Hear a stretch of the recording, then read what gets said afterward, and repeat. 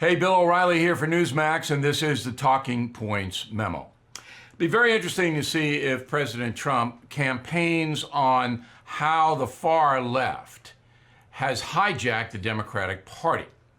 So we all know the issues, and there really isn't much commonality between President Trump and the Democrats. What is different, though, this time around than in 2016 is that radical leftists pretty much drive the agenda of the Democratic Party. Now, 10 years ago, this never could have happened because the press, the American press, would have scrutinized the radical left. Today, they enable the radical left. So you have newspapers like the New York Times and the Washington Post, network news, cable news. Many people inside those organizations sympathize with the radicals. So they're allowed to say anything they want.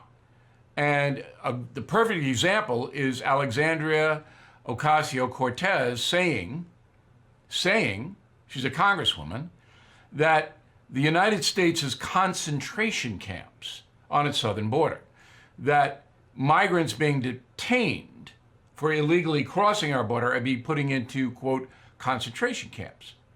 The congresswoman uses that word.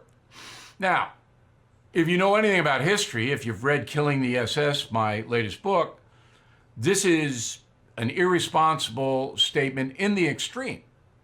There are no concentration camps. Now, she was called on it, Ms. Cortez. She goes, oh no, there's a difference between concentration camps and death camps. That's true. Auschwitz was a death camp. If you were sent there, you were going to be killed.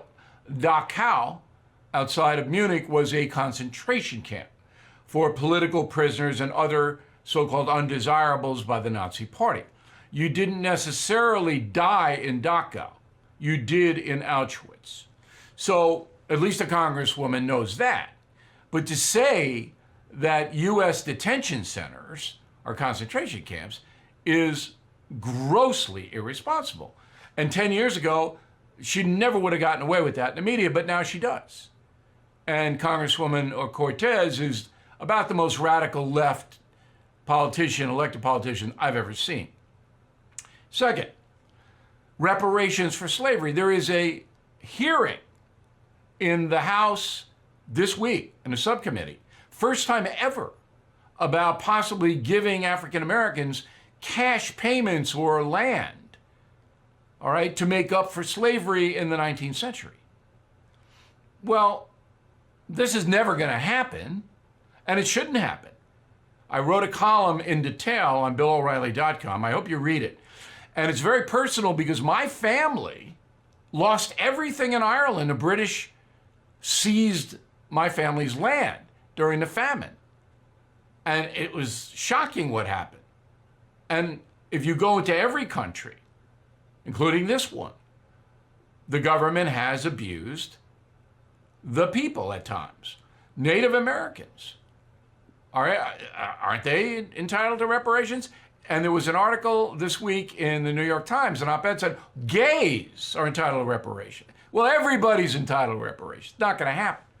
Interesting, though, 58% of African Americans, about 47 million African Americans right now, 58% of them want reparations. You know how many whites want? 8%. 8%. So if you ever passed it, which again will never happen, okay, you would create a division in America between the white and black race.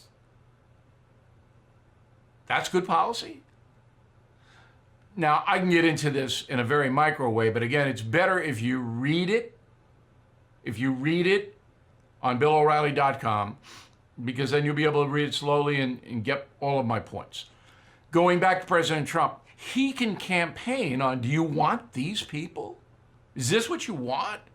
He may not like me that much, but that's what you want? Open borders, Alexandria Ocasio-Cortez, reparations, slavery, that's what you want? Seems to me to be a very powerful campaign argument. And that is the Talking Points Memo. Please check out BillO'Reilly.com, and we will see you soon.